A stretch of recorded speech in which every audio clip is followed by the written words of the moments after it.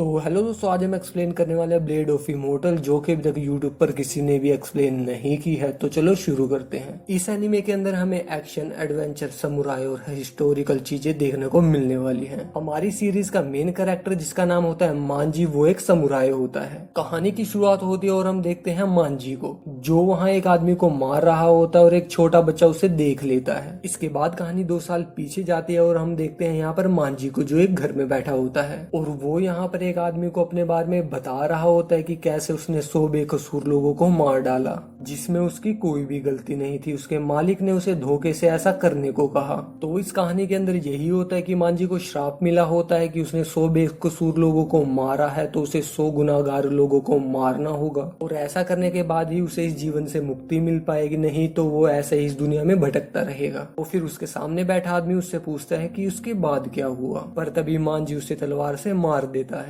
मांजी कहता है कि सभी पुलिस ऑफिसर और डिटेक्टिव उसे ढूंढ रहे हैं, पर वो सभी को मार डालेगा। तो तभी वहाँ पर दरवाजे के छेद में से एक आदमी कहता है, क्या तुम ही हो मांजी जिसने 100 लोगों को मारा है? तुमने ऐसा क्यों किया? मुझे ठीक जवाब देना, नहीं तो मैं तुम्हें मार डालूंगा। फिर वो अपनी बंदूक से मांजी के ऊपर फायर कर देता है और मांजी दूर जाकर गिरता है और यहाँ वो आदमी हंसने लगता है और कहता है कि मांजी मर गया। तभी एक ब्लेड चेन आती है और वो आदमी को बांध देती है। मांजी के सिर के गोली का निशान भी ठीक हो जाता है। फिर मांजी खड़ा होता है और तलवार से उस आदमी का सिर काट देता है। अभी हम अगले सीन में 2 आदमियों को देखते हैं, जिनमें से एक आदमी कहता है कि हम दोनों की ताकत एक जैसी है। तो सामने बैठा हुआ आदमी कहता है तुमने सही कहा, और उसका नाम मास्टर हबाकी होता है। और वो यहाँ पर कहता है क्या तुम हमारे कोयोकैन डोजो स्कूल में इंस्ट्रक्टर बनना चाहोगे? दूसरा बंदा कहता है कि आपका इस चीज के लिए धन्यवाद कि आपने मुझे इस चीज के लिए काबिल समझा, पर मैं आपके साथ नहीं चल सकता। फिर सीन चेंज होता है और हम यहाँ पर देखते हैं मांजी को। वो एक जगह पहुंच जाता है और वहाँ पर उसकी बहन माची होती है। माची की दिमाग की हालत ठीक नहीं होती है।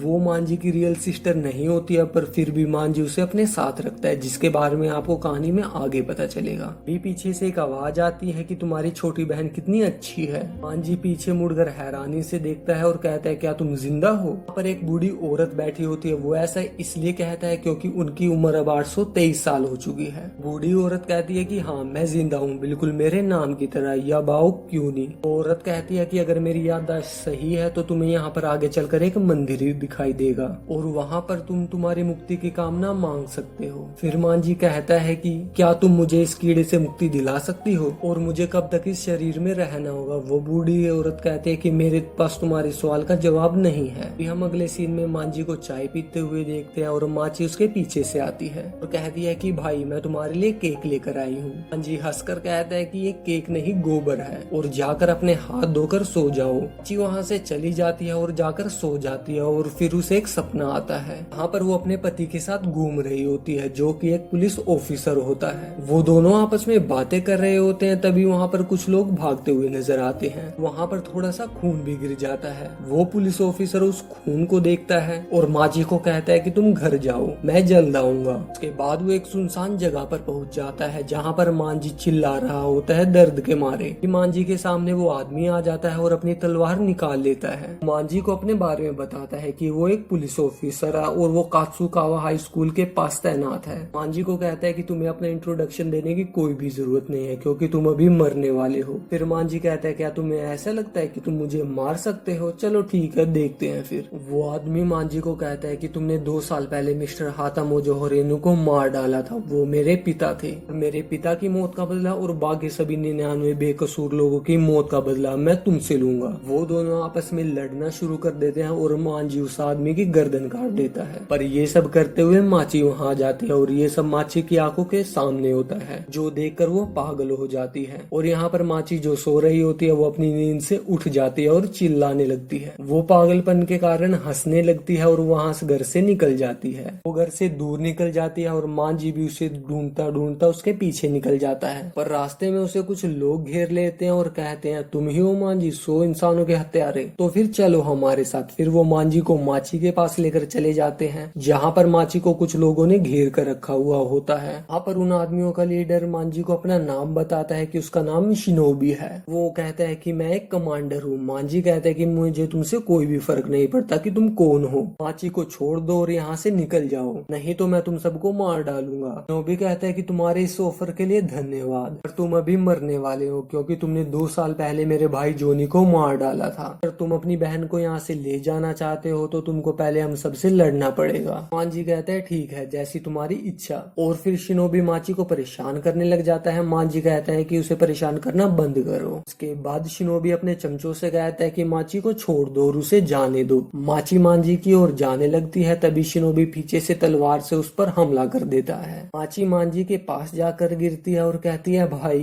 क्या हम दोनों कल खेलेंगे। मांजी कहता है कि हाँ, पहले तुम पर अभी सो जाओ। और यहाँ पर माची मर जाती है और फिर शिनोबी पीछे से मांजी को 2 तलवारें मार देता है और कहता है कि छोटी बहन तो मर गई और अब तुम्हारी बारी, और जोर जोर से हंसने लगता है। पर अचानक मांजी के शरीर में से वो कीड़े उस तलवार को बाहर निकालने लग जाते हैं, जो देखकर शिनोबी हैरान हो जाता है। मांजी इसके बाद खड़ा होता है और एक एक करके शिनोबी के साथ साथ उसके चमचों को भी मार डालता है और फिर कहता है कि माची, तुम्हारी और तुम्हारे पति की मौत का जिम्मेदार मैं हूँ और उन सभी बेकसूर लोगों की मौत का जिम्मेदार भी मैं हूँ, मुझे माफ कर दो। और ये सब चीजें दूर खड़ी एक लड़की सुन रही होती है और कहती है कि ये ही है 100 इंसानों का हत्यारा। के बाद मांजी उस बूढ़ी औरत के पास चला जाता है और कहता है कि मैंने 100 गुनहगार लोगों को मार डाला, अब तो मुझे मुक्ति मिल ही जाएगी। बूढ़ी औरत कहती है कि इस चीज का फैसला तो वक्त ही करेगा और मांजी बेहोश होकर जमीन पर गिर जाता है। अभी हम दूसरी जगह एक लड़की को देखते हैं जो कि प्रार्थना कर रही होती है और वो कहती है कि पिताजी, मैं आपकी मौत का बदला जरूर लूंगी। और यहीं पर कहानी खत्म हो जाती है। अगर आपको ये एपिसोड अच्छा लगा हो तो प्लीज वीडियो को लाइक कर दो और चैनल को सब्सक्राइब।